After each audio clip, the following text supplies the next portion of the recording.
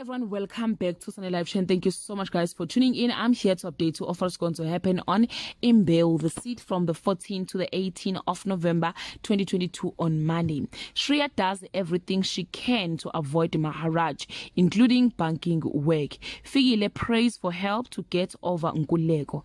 Nokzola decides to move back to the hotel, and Nevius Mandlovu shares her concern over Fikile's return with Phakade on Tuesday.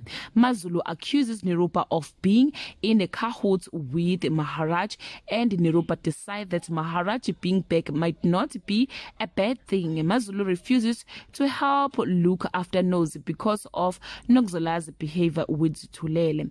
Buhle questions whether NKULULEKO has resolved his sexual feelings for Fikile on Wednesday. Zagiti offers NKULULEKO his old job back, but he is adamant that he either becomes the CEO or nothing else.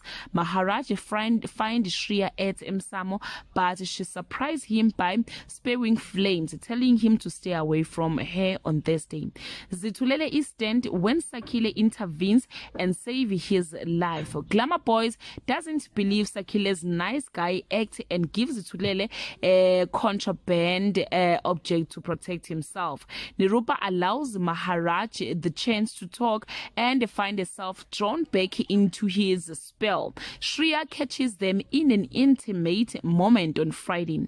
Sakile summons Mzwandile to visit him in prison and is incensed to hear about his engagement to Kanyo. Kanyo is frightened that Sakile means to harm Zitulele.